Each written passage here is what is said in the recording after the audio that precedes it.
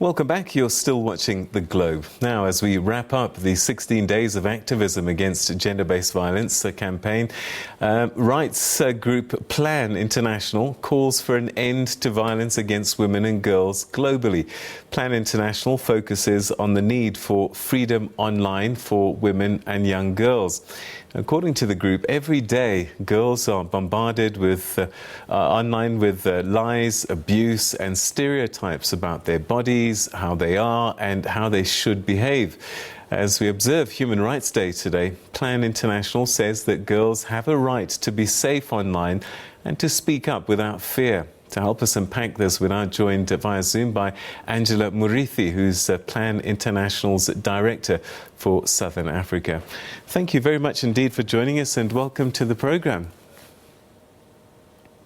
Thank you. Thank you for having me. It is interesting, and I think sometimes people don't think that gender-based violence can happen online.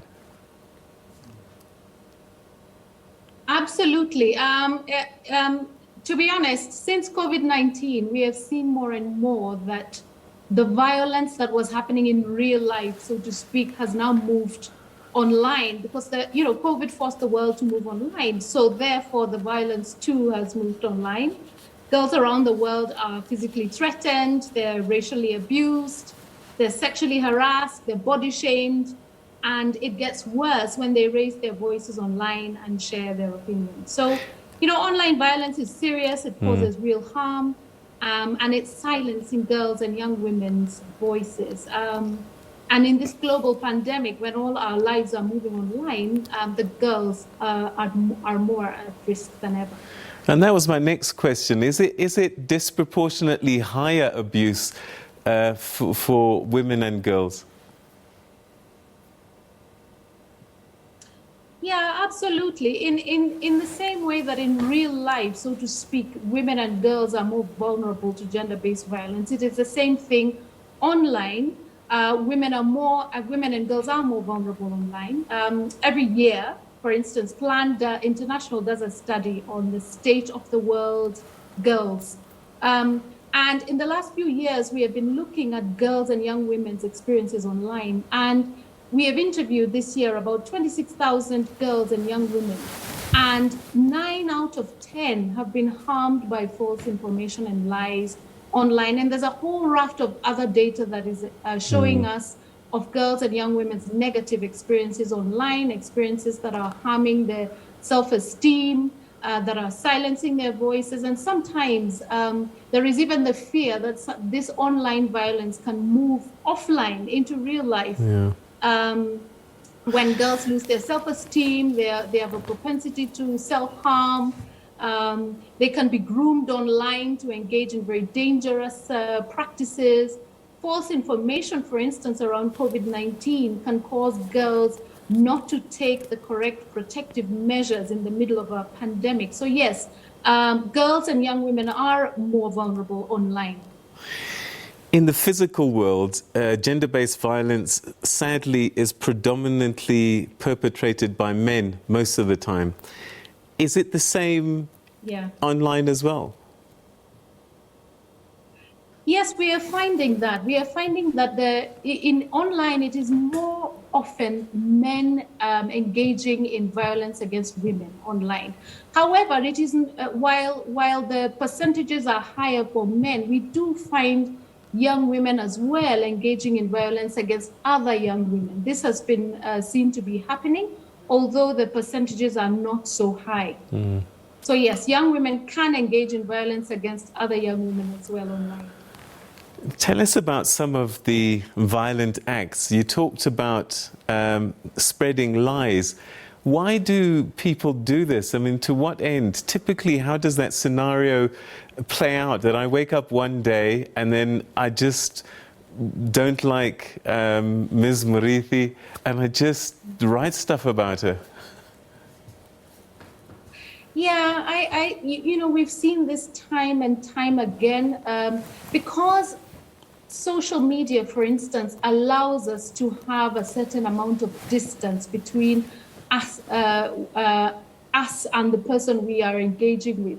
it gives people a certain boldness, and you know, you can also, there is also a certain level of anonymity there as well. So it is possible then for people to engage in very, very negative behavior, you know, racial abuse, for instance, against women and girls in racial minorities, sexual harassment of men against women, body shaming online, fat shaming, all these things, creating very unrealistic expectations for girls and women as they're growing up of how their bodies should be and look. Really, really kind of dampening their self-esteem, making them think they are lesser, they are not worthy, they are not, you know, their voices are not I don't want to worth to be heard. Yeah, I don't want to lessen this in any way, but I am often quite concerned when I walk into a shop and I see the rack of women's magazines, and they're by women, for women, and much of what you're saying is women doing it to women. I just wonder how much of this... Yes, I mean... This Insta world that we see and the posts that create all of this pressure, it becomes a self-fulfilling prophecy in some ways.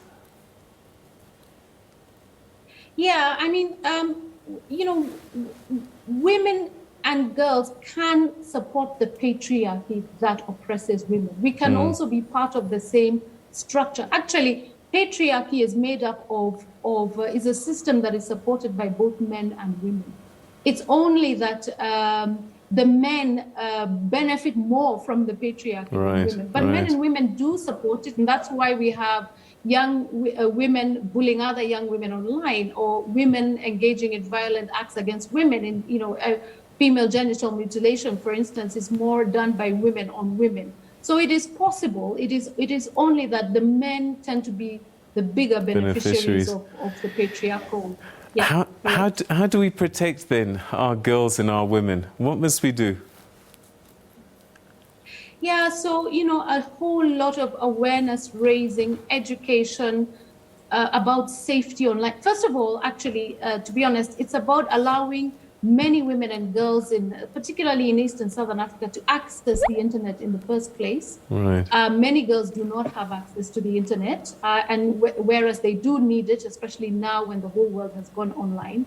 The second thing is to make the online spaces safe for girls, and this is working with a whole lot of providers, social media providers, Twitter, Facebook, TikTok, all these organizations, to come up with regulations, to self-regulate, to make these spaces safe for women and girls online.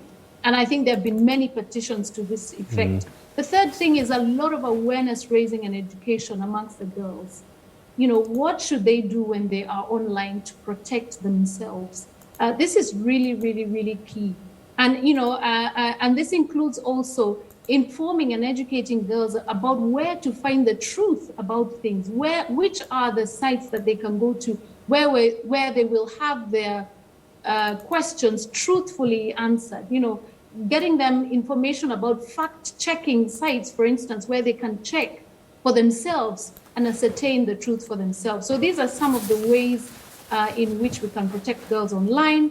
Governments also have an obligation, actually, to enforce laws that protect women and girls and children in general from online violence and abuse. You know, one of the things, I mean, I get abused quite a lot online, partly because of the work that I do and just because people like to do it. But most of the people that do the abusing are anonymous. They've got all these pseudonyms, and I just wonder if that isn't an area that we can start with, where, you know, if you had to show your face and say your name, some of these people wouldn't be as brave. Absolutely, and this is the challenge of online, you know, engagement, social media, etc. Is you actually don't know who you are talking to. The persona that is portrayed on social media may not actually be the person behind the screen, so to speak. We've heard about trolls presenting themselves, in one way, but actually in truth being in another. So this is a real challenge. It is a challenge for social media in general. I think these are discussions that have been had quite a lot with the big kind of social media companies, the Facebook, the Twitter. There's a lot of engagement back and forth that is being balanced with freedom of speech, for instance. Like, how do you strike a balance between preventing online violence against women and girls and freedom of speech on the other hand, and the dangers of regulating social media? So I think this is a global discussion. It is happening. I don't think we have found the answer quite yet, and it's something we just have to keep really engaging deeply on to protect our girls. All right. I think as we wrap up, I think probably one of the points that you made is that we start at home and we teach our girls to how to protect themselves as a first line of defense. And that's probably where we need to start. Angela Murithi, we're going to have to leave it there. Thank you so much. Asante sana. Thank you very much for having me. Always a pleasure. Thank you.